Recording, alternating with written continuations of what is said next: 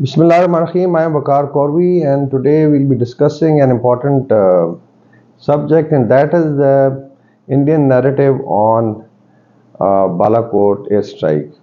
Normally, whenever there is a anniversary coming for Balakot airstrike, Indian media would come up with an absurd logic.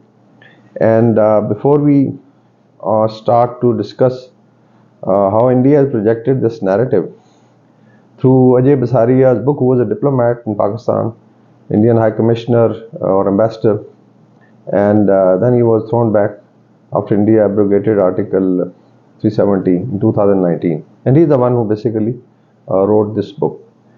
And there's a lot of debate on probably Pakistan was under a lot of pressure, and Modi Saab was able to quash Pakistan and get Abhinandan. Now, the facts are that in one of the Indian Air Force forums, which analyzed Balakot airstrike, which I call Balakot tree strike, but basically one crow was killed, and then a couple of trees were, I think, felled because of that strike. Nothing happened more than that. Christian Fair was also there in the same forum, and she is quite anti-Pakistan, especially anti-establishment, and she very clearly said, very loudly, and embarrassed the Indian Air Force and forum of their defense analysts that you did not shoot any Pakistani F-16, number one. And I wish you would have done it, but that is true that you did not shoot. So that was the kind of story made up by India.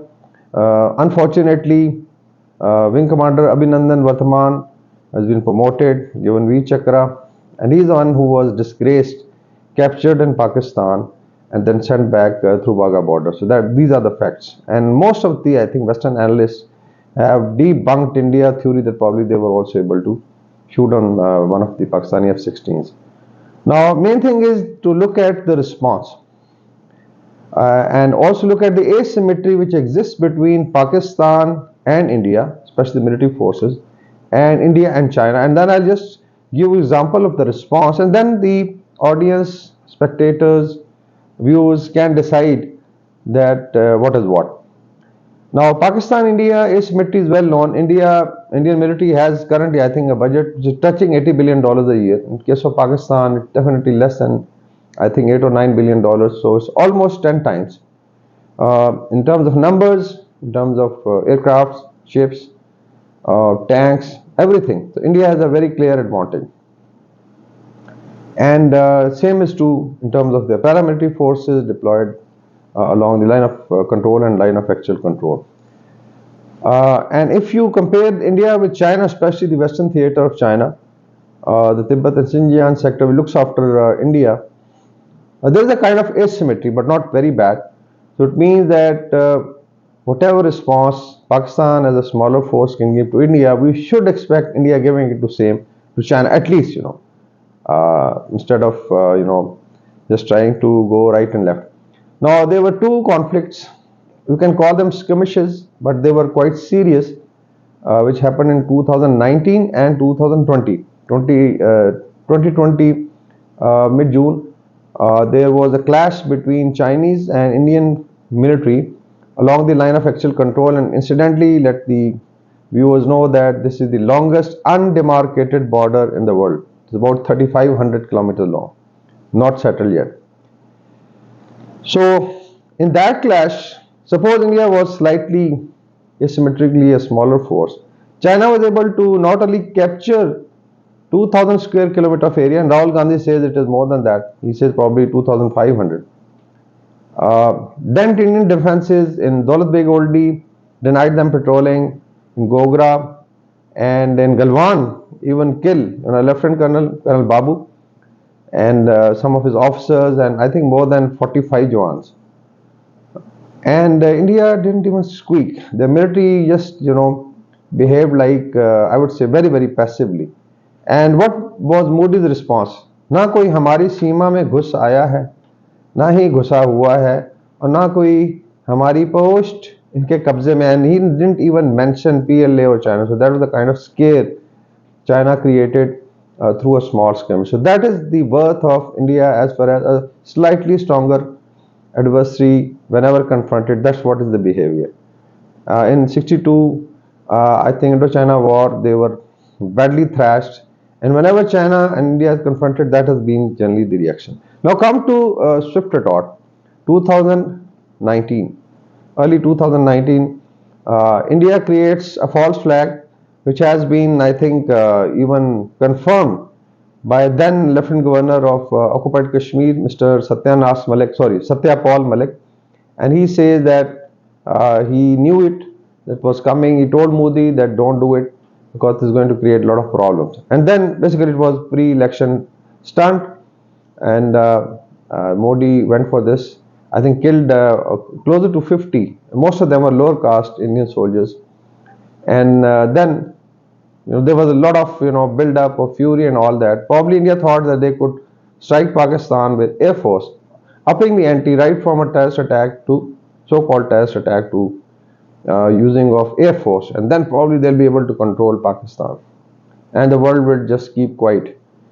So they tried it, and incidentally, it is projected the Modi was there in the ops room with their officers, and despite their advice that there are clouds and we may miss the targets, he said clouds हैं तो benefit हो सकता है.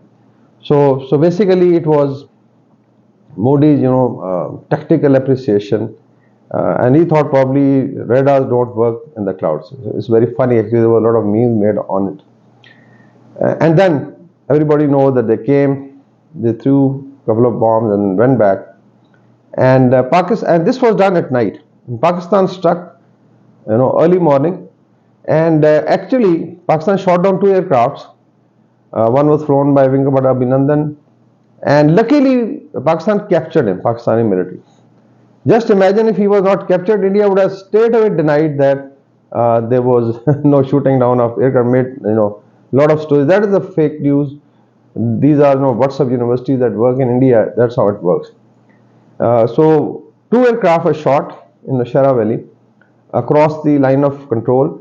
Then the Indian Air Force became so much confused, and there was an inquiry by one of my friends, Air Chief Marshal retired Rakesh Bhadoria. So we've done course together in Bangladesh.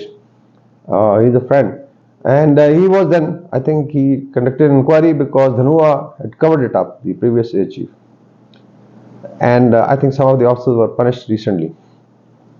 So in confusion, they shot down their own helicopter. So total casualties were, I think, a couple of officers, including a group captain and 3 to 4 aircrafts, including one fratricide and 2 shot down. This is known by the world. So that's where the story is. But I am just highlighting the asymmetric response by Pakistan. Being a smaller force, and when they saw that Indian Air Force had breached Pakistan's sovereignty, so in order to re-establish nuclear deterrence, this was done. Now we come to the missile posturing, as being claimed by Mr. Ajay Bisaria, that probably he was woken up by, he was prodded by Pakistani political military leadership to talk to Mr. Modi, and he was angry. Just imagine that you lose 2 aircrafts, rather 3, your pilot is here, and then you're trying to boast. Okay, now let's come to missile posturing. Suppose the story by Mr. Ajay Bisaria is true.